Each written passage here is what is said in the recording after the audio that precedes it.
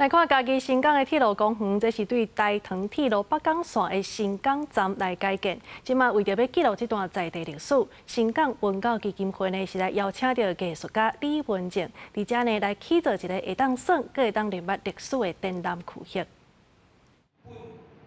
各种大细无共插座这套米，伫新港文化馆25号仓库，互人互动体验。嘉义县新港文教基金会邀请艺术家用轨道的方式，创造一组为过去台湾历史串联地方未来发展的大型展览作品。我从国家认同、地名到不同的生活方式，把认同关系把它拆解过后，来思考说，大人们跟小孩们如何思考。是对咱新港乡在地一个文化的提升，搁咱迄在地文化的唤起。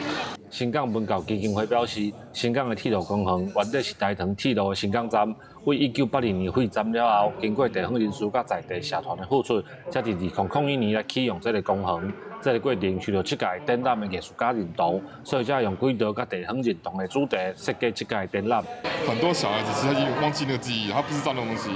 然后借由这个机会呢，让不同的年龄人的不同年龄者一起来讲地方的故事。他用一个很容易让小朋友亲近的一个方式，然后来呈现他。小孩子在这个游乐当中呢，他就去理解这样的一个地方的历史脉络。艺术家表示，要推广地方文化甲公众参与，需要对新港的土地有真深的在地认同。希望伫11月底进前，透过这个有历史互动嘛通耍的展览装置，互来看展览的人会当用更较宽的角度思考地方认同对个人甲社区的影响。记者林慧婷，嘉义报道。